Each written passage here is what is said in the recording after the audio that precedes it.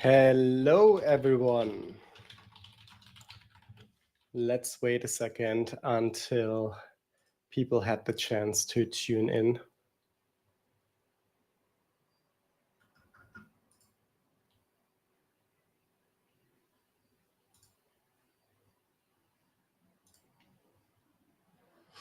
Very good. So, before we get started, let me welcome you to the next couple of minutes in which I will speak about how you can get the job that you deserve. And this will feature the learnings of a couple of hundred, actually more than 1,500 job offers that my clients were able to secure throughout the last couple of years. And I had the pleasure to help them getting there. Now, essentially, what we'll cover today is valid for each and every single job transition process. So we will not go into too much detail if it is for consulting or if it is for, I don't know, the Amazons of the world or even in the academic sector. And the nuances will vary, but the principles that you need to adhere to and the steps you will need to take, they are the same, following the same systematic, and they are also comparable, and therefore it will be a couple of minutes spent very well for everyone who is watching. I also would like to encourage you to ask your questions, right? So my team is in the background heavily collecting all the questions that you're asking. I can only encourage you to get the most out of that time here, right? So it's, yes, my responsibility here to bring some content, some approaches, some knowledge to the table, but it's your responsibility to make it meaningful for you and to make it individual for you. So asking questions, and you can just like type the questions on the relevant channel that you're using, right? So this spans from YouTube to LinkedIn to whatsoever, Instagram, and what else my team set up for today. So there will be quite a variety of different possibilities here to ask your questions and just comment on whatever stream you are using and seeing. This should all be centered here in the platform we are using. So that should also work very well. And I will have time at the very end to answer your questions. Now, before we dive into this, what this next couple of minutes will be able to do is to start a thought process, right? To really get you reflecting about what you are doing, what you're doing right, what you might want to approach differently, what you could do in addition on your journey to getting closer, achieving your career objective, your career vision. We're going to speak about this in a bit, what exactly this means, and also where on the journey you are currently at. So without further ado, I think it's time to dive into this. As said, feel free to shoot your questions into the relevant channel comments that you're watching it for, and then we can go ahead. And the title here I gave it is to how to transition your career in the next 120 days or less, because this is usually the time span we are seeing. For some it's faster, for some it takes more time. That depends on where exactly in the journey you're currently standing, and I will get into this in a bit. But before I do so, let me quickly introduce myself and also why I'm doing what I'm doing and why I'm super passionate about this, and why this was essentially my own career vision and why I'm living up to this right now with what I'm doing every single day. So for me, I was groomed and did my first professional experiences at McKinsey and Company. And in my first couple of weeks, I simply felt like the biggest messiah on this planet, right? So I absolutely was incapable of matching the speed, the rigor, and also the intellectual depth to get the job done. Actually, not only the job there, it felt for me that this was true for any job. And 8 years later, I left McKinsey as a junior associate partner.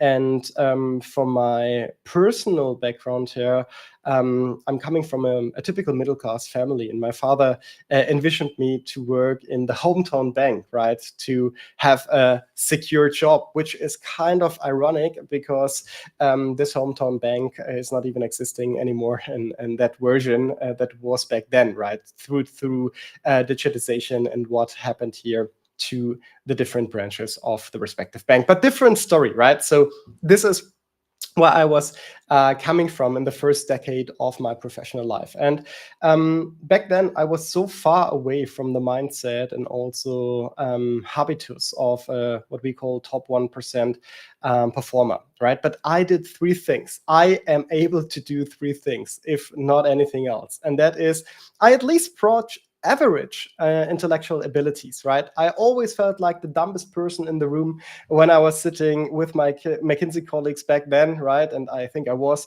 but at least it was average from a normal scale. And I brought a lot of determination, and I'm still showing a lot of determination for the things that are important for me to achieve. And client successes and client achievements are crucial and a main driver of mine, and I'm really determined about this. And also, the one thing that I think I'm super outstanding at is the ability to comprehend systems and processes. So that means essentially cracking the hardest, the toughest, the most complex evaluation processes in a systematic way. Because I had so much fun doing this already throughout my career. But then once I also entered the professional space, I saw there is a lot of value in also doing it there. And there was one of the most important moments of my professional life. And it was essentially that one of my mentors, so Thomas, if you're watching this, that was you, right? My mentors in my early phase of McKinsey told me, hey, Jörn, this is not about you. And no one cares about too much about how you see yourself. This is also not about what you are capable of. It is about how decision makers are perceiving your actions. And this changed a lot because I stopped to watch myself here and evaluate myself and really started to think out of the people that will evaluate me according to the characteristics they will use to evaluate me. And that was the missing puzzle piece here in order to live up also to professional expectations later on at McKinsey. So my ratings got stronger the more or the longer I stayed there. And I was able to already back then build a huge following. Because I had the tendency to help them growing in their initial 24 months, to help them on the job, to make them grow, to give them feedback, to nurture their own needs, and just making sure that they are successful on their journey, right?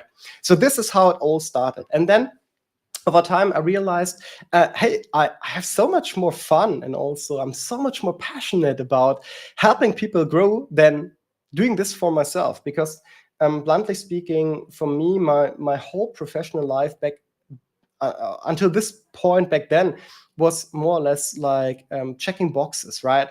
Having the best scholarship, check, right?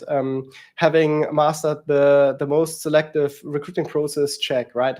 Having the best rating, check, right? So all of this that I wasn't even passionate about this anymore. It was like more or less just living up to expectations others had for me, right? And I imagined others would have for me, which was actually never the case.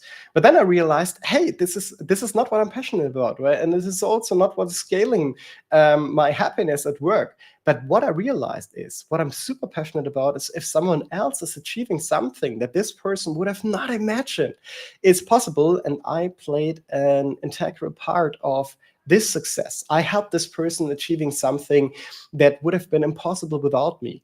And this gave me a lot of energy, a lot of passion. And once I realized this, I focused on this at my time in McKinsey already. So I helped a lot of people in McKinsey to perform at a different level, to give them chances to make sure that they are growing, to give them opportunities, to give them feedback, yada, right? So once I realized this, at some point in time, I also realized, wait, but this is not real life, right? So the people at McKinsey are all more or less pre-selected. And I really wanted to also have a different scale, different complexity of doing what I'm doing. So I was always aware that there is a life outside of McKinsey where this type of guidance might also be valuable. And also, if I want to scale my reach, my impact here, because my own mission is to help at least 1 million people to get into a better career, right? And there needs to be a lot of levers pulled on my own mission. So I need to go outside of this very small and elite circle to speak to a significantly broader audience with completely different starting situations, challenges on the way, and also making sure that what I was doing in this like smaller circle is work on large scale. And what I found then in this whole let's say interview preparation and career transitioning market was predominantly people that were good at marketing but literally had no idea, and I mean no idea, from a systematic career transition perspective how to best approach this. And once I realized this and also saw what kind of ideas are dominating the market, I realized, okay, this is really a space that needs to be professionalized, which is a bit ironic, but this was the main understanding back then. And to be honest, not too much has changed. If you look who is the predominant who are the predominant voices, and then you see their advice, it makes me want to cry, right? Sometimes, because if this is what most people are following, then it's not too hard to beat them throughout a competitive process. But yeah, let's just continue for the moment. That was the reason when I decided I want to do this at scale. And then I did, right? Because in the last couple of years, there were more than 1,500 job offers worth more than 100 million US dollars in annual starting salary. So that's a track record. That's a mouthful. I know this, but you will understand in a bit how this is possible and what you might want to consider to also use for your own transitions, right? So let's really speak about how most people are approaching a career transition, how approaching their next job. And you see it here on the left side. And I call it the cotton ball approach because it's absolutely not clear. It's absolutely not clear where it starts or where it ends, right? It's just a huge chaotic mess. So a lot of back and forth, moving in circles, not being even clear what you want, what you mean. There's no system, there's no objective, there is no path, right, to get from where you are now to where you want to be. And to be fairly honest, most people don't even know where they want to be. Let's speak about this in a second when I speak about what I consider as a decent career vision, right? And what we try to create here, and we are pushing every single day to make this better and more applicable to all kinds of situations, is what we call the career transition funnel, right? So essentially, you try to investigate what is the solution scope here, what is in scope for my next move, for my next job, and then you boil it down, right? You will prioritize, you will evaluate these opportunities, you will have interviews. Some of them will be successful, some of them will be not, but you will learn on the way, right? And at the very end, like if you have a look here, from the top to the very bottom of that funnel, get smaller, smaller, and smaller, then you will have a couple of job offers that you can then use to negotiate against each other, right? And get the best compensation package that you can have for your next move. So ultimately, with this systematic approach, we aim to get clarity on what you really want out of your career. So that means not only speaking for your next job, but ultimately for your next job. And then do some backwards planning and understand, okay, what will take you into that direction? Because a great career vision is to know what you want to do with your professional life long term and not where you want to work next, right? Or how you can get like a 5K uptick in salary or even 20K or 50K. This is not what it's about. It's about loving what you do, at least in most parts of it, feeling satisfied and fulfilled with what you're doing, or at least knowing that what you now need to go through will lead you into the direction that you ultimately want to be in professionally.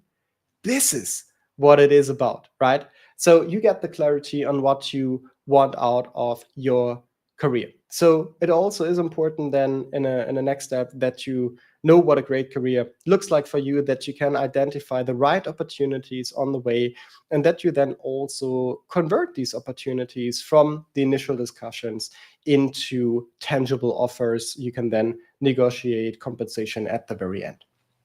So this is the systematic process here in a nutshell, but let's speak a little bit more about the details here. So how we have structured it is what you see on the left side. We call it the career transition system, as it is an end-to-end approach. And on the right side, you see deliverables, right? And not like buzzwords like dream job whatsoever, right? But really making sure that you're clear on step by step and how these different elements are also interrelating. So let's go on the left side first, right? So there are a couple of structural elements that you need to get clarity here if you want to be systematic in your career transition. And first is what we call the fundamentals, and it entails nothing else than the core question answered: what do you want long-term from your professional career? How does it relate to what you want to get out of your life privately, right?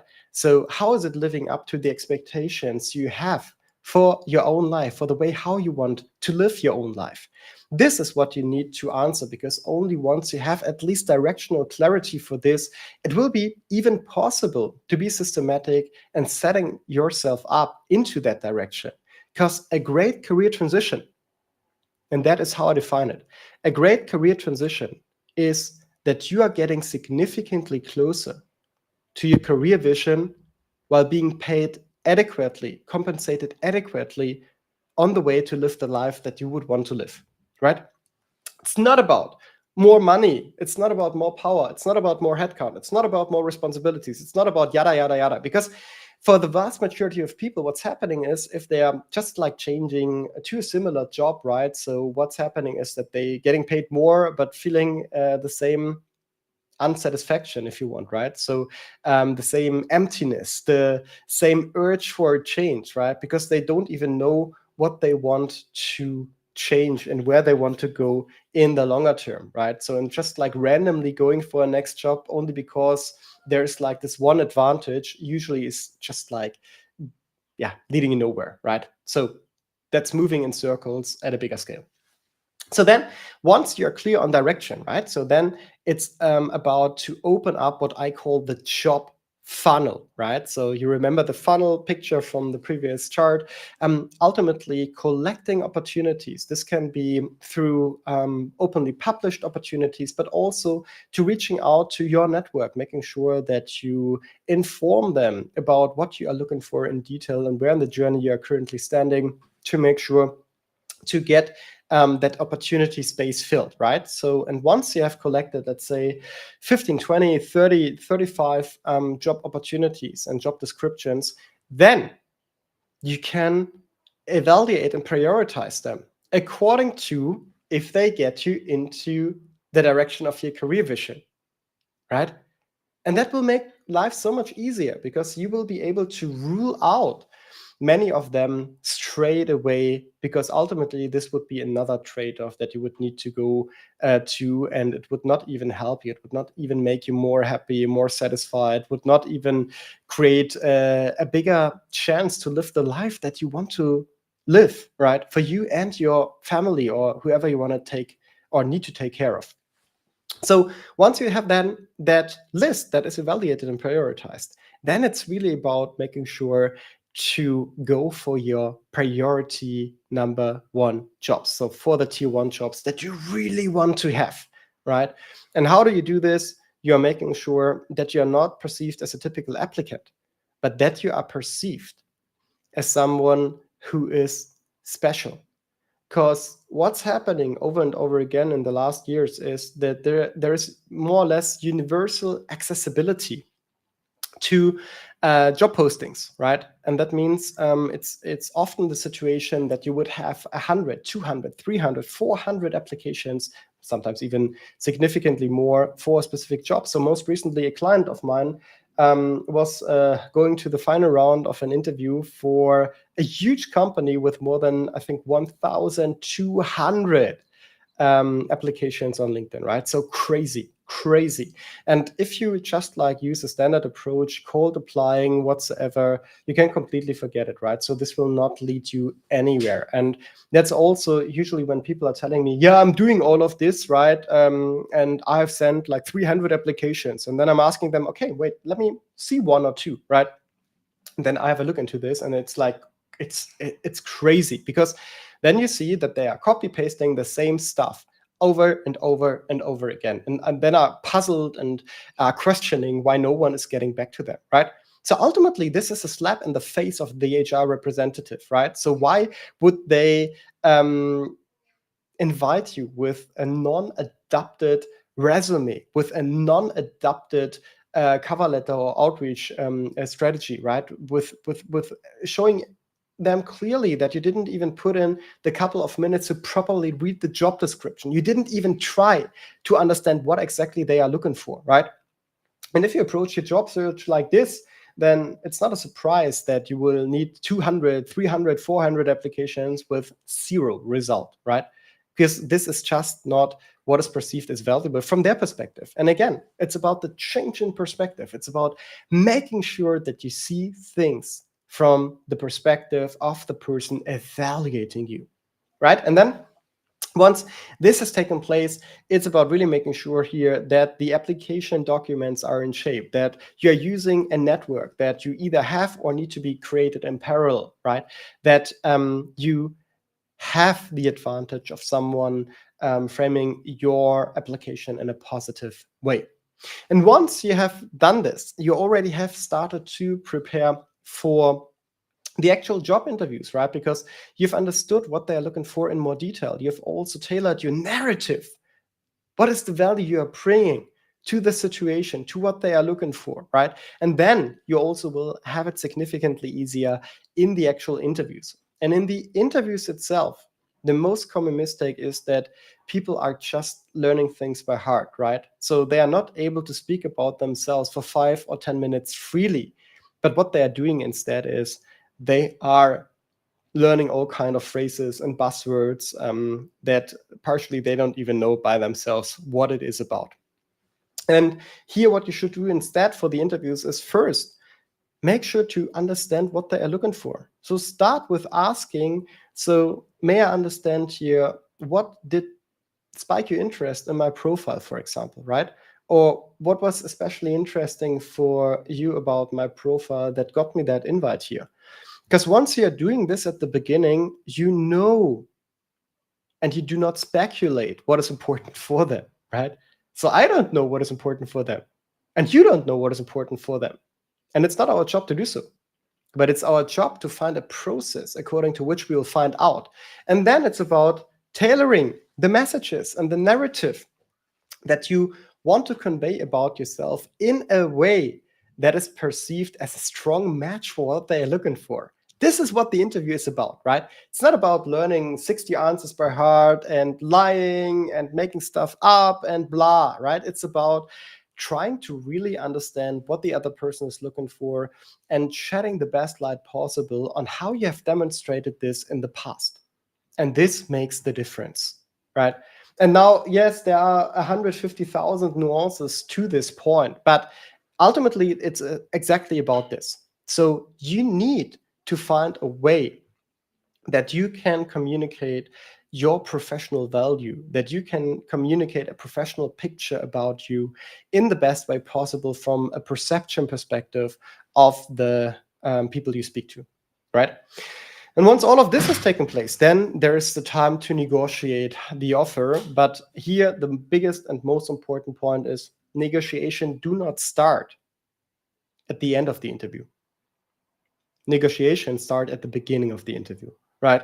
Because depending on how you framed your value, depending on how convinced the HR representatives and also the other evaluators are that you are the perfect candidate for that job, the more room for negotiation you will have. And that's only one part of the truth here. The other part is you also need to be in a position to negotiate, right? And here, what most people are doing is just like they are telling them what they want and what they believe they are worth. No one cares. about what you believe you're worth? No one. The company is not even, so they shouldn't even, right? So their job is it, in the end, the HR person's job is it to get the best resource at the absolute lowest cost, right? Because they want you to make as much money as you can while not paying you more than necessary to get you, right? And to keep you on a certain performance level. And here, and this is what needs to be clear is, right? You need to have options. You need to be positioned in a way that you can tell them, hey guys, I absolutely loved what I saw here, but I also have these other 3 offers on my desk right now, and they are just like giving me X, Y, and Z, right? So it's not only about salary and compensation, it's also about the other things you would want to negotiate, from vacation, home office, commuting, budget for training and coaching, whatsoever, right? So there are hundreds of different ways that you could negotiate. But ultimately, you need to be in a frame that you tell them, please, I'm begging you, help me to say yes to you. And not in a frame where you're telling them, oh, I think I'm worth it, right? No one cares about what you think you're worth. They need to see that they need to put something different on the table to make sure you're signing with them, because you have options, right? Because you're in a position to negotiate, and not because you think that you are worth 20 or 30% more. And by the way, just as a side note, right, because this always happens here, getting another offer is usually also helping you to renegotiate the offer that you're currently having for your current employer, right? So one of the common outcomes of clients that I'm working with is indeed exactly this, right? So we going through the whole journey here and realizing at the very end, wait, it's not that bad, right? I actually like what I'm doing. I'm just not getting paid enough at my current job. Well, so what is the number one indicator here that you would get paid more? By offering and telling them, I have another opportunity I can proceed now with, right? And they are paying me XYZ more. So I've seen a couple of times that there was a situation that was described as the fastest HR processes ever in their respective companies in terms of adapting the compensation for a specific person, right? Because if you do this right and purposeful and also respectful, it's a huge outcome, right? And I'm speaking about increases here of 20, 30, 40%, right? So this is the level we are talking about. So a 5-digit number easily in US dollars. Okay, and then it's also about speaking about the first 100 days, making sure that it's not only about securing the offer, but also putting your best foot forward at the very beginning. So this is what I would consider as a systematic process, making sure to go from the very beginning to the very end, right? So from being clear on what you want, identifying the right opportunities, then boiling down to the top opportunities, then really making sure to put the effort in, to put the best foot forward, building a network, building the best application documents you could, then creating a narrative to convey your value, then having the interviews, negotiating the best compensation, and also starting in the best possible way. So this is how I see a systematic career move. Now, what I would like to emphasize is that this is a step-by-step process, right? So it's not like chaotic, but it's like super clear and defined. And these are the deliverables here on the right side, right? So I'm not speaking about dream jobs. I'm speaking about clearly knowing in the career vision what you want to have your professional, what should be your professional life looking like in a couple of years' time, right?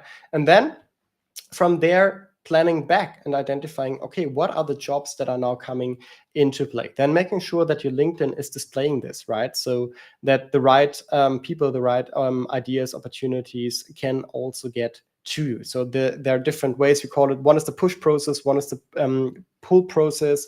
So in the one, it's about making sure that your profile is perceived as reasonable and interesting, and also identified by headhunters and HR representatives. They are actively looking for new candidates. And the other one is where you are looking for opportunities and trying to position you in the best possible way, right? So depending on what is in focus, your LinkedIn profile looks differently.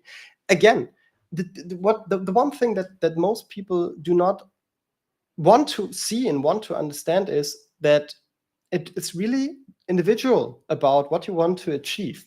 And depending on what you want to achieve and what is the situation you're in, your LinkedIn profile will look differently, right? And it's the same for the other parts here, because also the job opportunity target list, which is part of the job funnel here, will look very individual.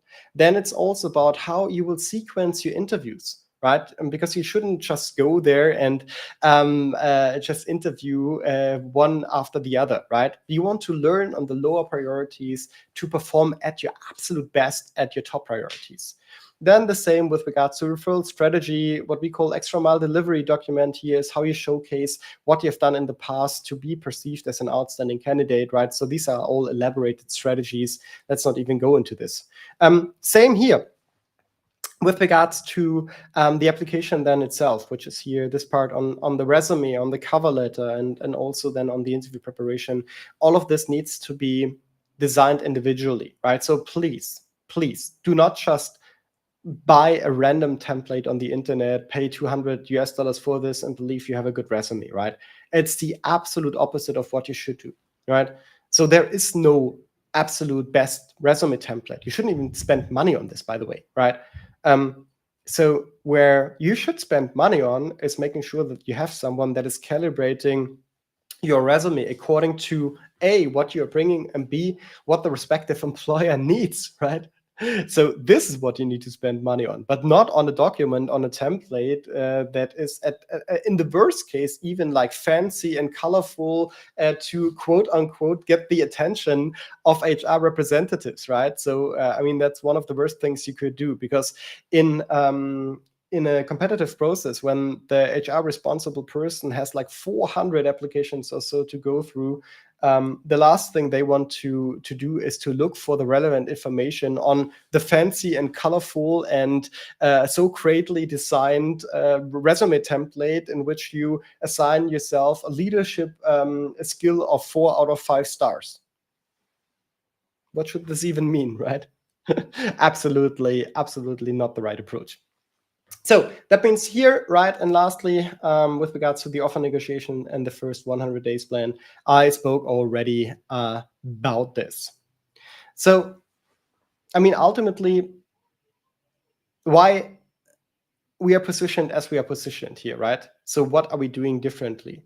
So first of all, there's an information asymmetry, and it's a big one, right? Because you're only having a couple of career transition processes in your life, but the HR responsible person and the managers will interview a lot of people a year, right?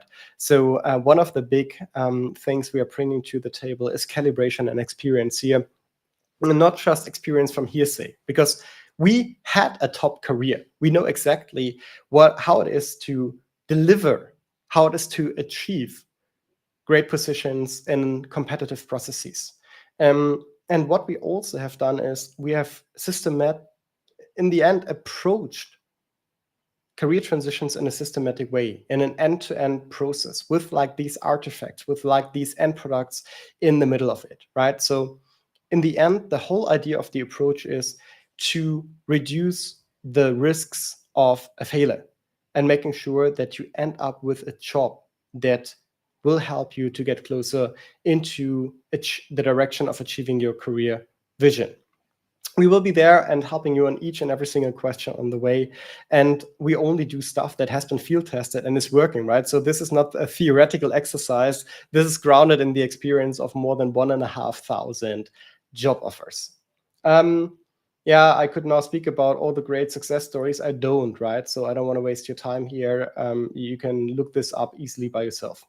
So ultimately, I think what is important for you to know at some point in time, right? And this is not like one of the webinars where I'm now trying to talk you into something. I just want you to reflect upon that question, right? And the question one is, just continue. If you're happy with your professional life, don't let anyone tell you that you're not, right? It's amazing. Continue with what you're doing. But if you're not happy and you're trying to change something and you don't see the results here, then I really want to urge you here to ask yourself if you're rather following the left side here right now in your career transition approach, or if you're following the right side, right? So are you already doing it in a systematic way? And because if the answer is no, then, well, you might want to consider changing this, right? So, and also here, with regards to the other points I'm mentioning, so it's totally fine. It's totally fine if you are willing, let's call it like this, if you are willing to accept that you will take a significantly larger amount of time to find out things by yourself, right? Sometimes years, then it's also fine, because this is your decision, and this is a decision you're taking full of awareness, right? And you're accepting that it will take a while, and you're accepting that there will be opportunity cost, and you're accepting that your professional life is as it is. But if you want to change the approach here, if you want to go from left, like unsystematic, lengthy, and unclear, to a different process, like systematic and streamlined, and also clear at all points in time, then you might want to consider to get professional help, right? And I'm not even speaking about that only me and my team can provide this. Don't worry, right? That's not about it. But look for people that can calibrate it, that have a proven track record, that can, that makes sense, right? That had a great career by themselves and know what they are talking about. So, and this is also, I think, what I want to conclude this with here, right? So all of this is fine. Yeah. Option 1, option 2, great. I think, it's also great. I think this is what we should speak about here, right? So what are a couple of questions you might have here that you would want to get clarity up on compared to what we have already discussed, right? So let me see here. Okay. So shoot your questions if there are some. I'm trying to identify the ones that I already received for a moment.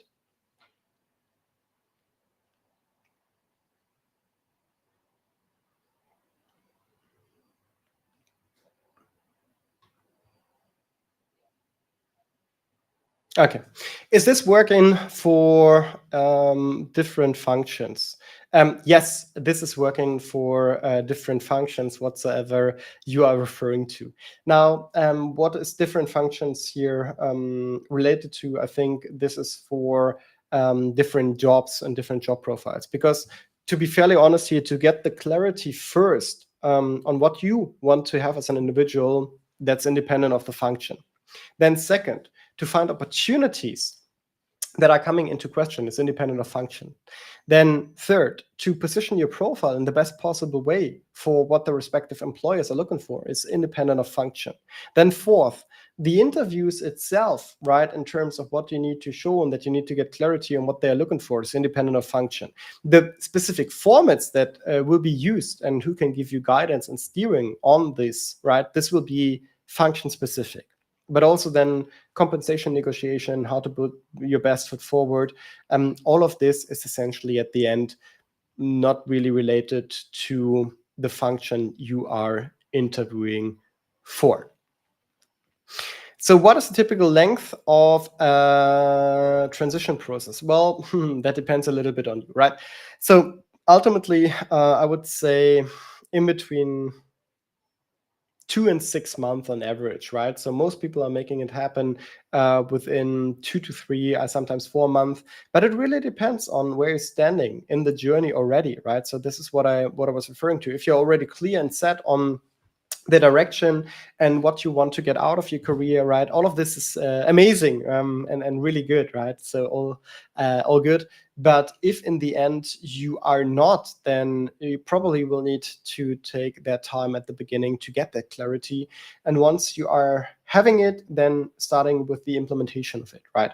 So therefore, I unfortunately cannot answer this question more specifically, but on average, you can plan for 2 to 3 months usually if you follow a systematic process and if you're pushing and implementing, right? Because the number one reason why processes are taking longer in the program and also with people I'm supporting is because there are also other responsibilities that are preventing them from focusing fully on this type of transition. Next one. So what are the salary ranges you're supporting with? Yeah, good one. So I think usually what we are seeing is the minimum salary we are supporting with, it's around 50,000 euros, and then it's up to 350, 400,000 euros, sometimes 500,000, right? So these are the ranges that we feel comfortable here supporting with, because also like the jobs then starting with 6, 7, 800,000, at least in Europe, right? They're usually all focused then on headhunters and agencies and things like this. Also here we feel very adequately positioned, but most often people are then not looking for that type of support anymore. I think it's a mistake, but it doesn't really matter on what I think here, right? So this is what we have demonstrated track record in. So is it possible to speak to people that worked with you in the past to prove the results you're claiming to have? Yes, absolutely. So, I mean, the one thing here that is a bit of an issue is that people don't want to see themselves very often here in videos because they are afraid of negative consequences from their current employer here because they had a coaching in order to achieve what they have achieved, right? So I don't know why, because for two reasons. You can also design the video in a way that it's absolutely not hurtful. And by the way, I would never publish anything that would be hurtful for anyone, right? So don't even understand where this is coming from. But then the agreement here with nearly all of them is that I can hook, bring them in content with people that are interested to learn more and their experiences, right? So if the parameters are right, I'm more than happy, or we are more than happy to get you in contact with people that can speak about their experiences firsthand, right? And also at some point in time, I also will create a review database here, so where you can find rankings that are then published and also verified and stuff like this. So I don't know, Trustpilot or whatsoever. Yeah, but this is yet to come, making sure that there is also a more systematic approach to this. So for the moment, I'm more than happy to reach out, and then I will link you with these people that are most relevant to your situation, because usually what you're interested in is not some random people that you can ask for their random transition, but for people that have something in common with you for your starting situation, and seeing and learning from them what has worked for them and where are they now, right? So this is the proof you will need. This is what you want to push for, right? So ultimately, this is it here. So how can we work with you? Okay, now, yeah.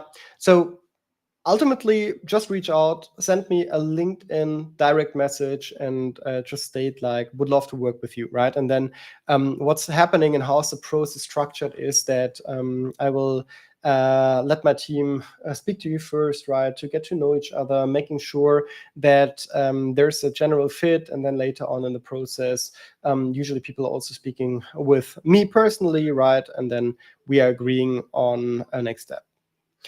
What is the cost for professional coaching? Yeah, that's a good one. So usually, as a rule of thumb, you can calculate with 2 to 4% of a yearly salary, right? So this is what you would need to take into consideration. To be fairly honest, alone by the sign-on bonuses, people are making a multiple return on their invest. And also, I always compare it with the following situation, right? So if you have taken a long distance trip, a long distance vacation, or bought a new car, right, in the last 3 years, you will be able to afford this, right? Because otherwise you are prioritizing essentially this over your career, over your full professional future, right? And then I'm not the right person, or we are not the right people here to talk to anyways, right? But if this has not been the case, right? So if you have not taken such an investment or costs into consideration for vacation and stuff like this. We just need to see, right, if this is the right seniority level for you. Because while I'm doing a lot of pro bono work too, I'm full. I'm absolutely at capacity here and doing quite some stuff. So this is at the moment nothing I can offer and will offer to new people, but rather serve the people and projects I'm already occupied with, right? To be extremely honest with you. So next one, why are you still passionate about what you are doing? So this is a great one. I would say I'm still passionate about this because I got access to a very different stream of achievement. Now, let me explain what I mean with a stream of achievement. It's this feeling that I was basically incapable or unable to generate for myself. Because for me, and this is now very honest, right? But I think it's like there's not too much talk about this in the professional development space, right? So let me start here. So for me, in my professional life, it was always about getting something done and then speaking about, okay, what's next? What's next? What's next? What's next? Right? Sometimes to an extent that I was not even able to enjoy a great achievement more than like this evening. And then I was pushing, right, for the next one already. So didn't even finish one thing to 100%, didn't even finish the celebration and already was occupied with the next thing. And what's happening is in your career, this gets you far, and potentially even in an industry, right, it gets you far. In an incumbent, it gets you far. But you also need to enjoy the process because you will push yourself through so much pain, right? And ultimately, if you always have the next thing and the next thing and the next thing, it's can start and lead into a vicious circle, right? Where you just like push and push and push and push. And ultimately, you even have forgotten what you're even pushing for, right? And you find a lot of people realizing this after 10 years, 15 years, 20 years in their career, right? Sometimes people only realizing this at the very end of their career. And this is a sad thing if you're not able to enjoy the transition by itself, right? Because some people are living up to this situation, but I didn't, right? So for me, it was always like, okay, what is next? What is next? What is next? And ultimately, the failure, the incapability of finding satisfaction and achievement in what was I doing by myself and personally was the main driving force by creating the coaching programs I had. And again, here, right, the ambition was not lower, right? So I absolutely strive to build the absolute best program globally, right? And with the MBB offer machine, which is for the space of top strategy consulting and the career transition system, we're pretty decent on the way, right? But at the same moment in time, I was essentially turning my own weakness, my own incapability of finding success and joy in that success and achievement. I was turning it around, right, into a strength where I was able to piggyback on the achievements of others, right, on the successes of others and their happiness in order to make myself happy and professionally fulfilled. So that's the honest answer here to that question. Might be a bit personal, but as I said, right, I'm not hiding back here because it is important for me to speak about passion and about satisfaction and about accomplishment in an honest way. Because ultimately, no one can define what a great career looks for you except for yourself. But this is not how most, especially younger people, are defining this. This is also not how most accomplished people are viewing their careers. So I had countless executives breaking down in the sessions we had, right? Because they realized that what they worked on for the last like 1 or 2 decades is not what they should have worked on. And that's a rough message. And this is not only for random executives in operations or in sales or whatsoever. this is also for people having important responsibilities in the strategy department of large organizations, right? So there was once a head of strategy, if you're watching Hi, that was running a multi-billion business, right, in a strategic direction, but was lacking a strategic direction for his own professional life, right? And yes, it's rough sometimes, right? But it's better late than never, right? So this was off topic. Just want to make sure to openly address all of the questions that were raised to me in the past. All right. Anything else here? Let me know.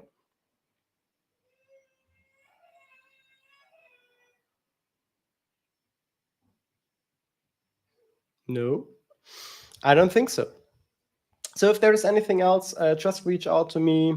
Send me also comments, and if this was valuable, just make sure that I do also understand what you would benefit the most from, right? Because for me, it's I'm always happy to dive deeper also in these type of sessions here, where I'm reaching quite a few people, right, or quite a lot of people with like topics that are interested for the majority. So while I cannot give like free advice in an individual setting, I very well can take up questions here in that broader format, and I'm more than happy to do so. So if there are specific questions, just shoot them to me. Make sure to post and comment them in the respective event that you will usually find on the pertinent channels on LinkedIn, on YouTube, on whatsoever. And if you enjoyed this today, make sure to follow our YouTube channel, right? Because on YouTube, I will go into significantly more depth with regards to some topics we have covered today. Make sure to follow that channel. You will find it when you're just typing in Dr. Jörn Kobel's Career Excellence, right? So on YouTube, this will be easy. I could now display a URL, but I don't, right? Because just want to make sure you're serious about this. That's number one. Number two, you can and should, if you are still listening up until this point in time, make sure you're joining the Career Transition Facebook group. Why have we decided to start a Facebook group? This is an important part, right? Because we had over and over again people that told me, yeah, I love what you're doing on LinkedIn. I cannot react, I cannot whatsoever, right? Because my employer's watching. So therefore, it's important for me that we have a safer space. And I see how ironic this is, right? Also, like if you speak about a more private place and switching from LinkedIn to Facebook, right? Let's not even go there. That's reality, right? And in this specific situation, I think there is a point in doing so. And I just have published an ebook, right, with learnings. I created a free career accelerator course, right, that is helping you already to get the first 80% done for many of the things here. There's tons of free resources, right? All of this will help you big time. So join it, ask me and my team there, right? So we are giving guidance, but don't misuse it, right? I'm also telling you, right? So there are a lot of cases, most recently on my LinkedIn inbox, where people just try to sneak into and get free advice, right? People that were easily able to afford senior guidance. And I have like zero tolerance for this, right? Also, to be super honest with you. Cool. So if there are no further questions, I just want to thank you. Thanks for still being tuned in. Thank you for being here. Thank you for pushing your career systematically. I'm looking forward to every single thing that is coming in 2024, and there is a lot planned, right? So stay tuned. Follow my social channels and outlets and whatsoever here I'm sharing, and I'm thankful for you being here. Take care.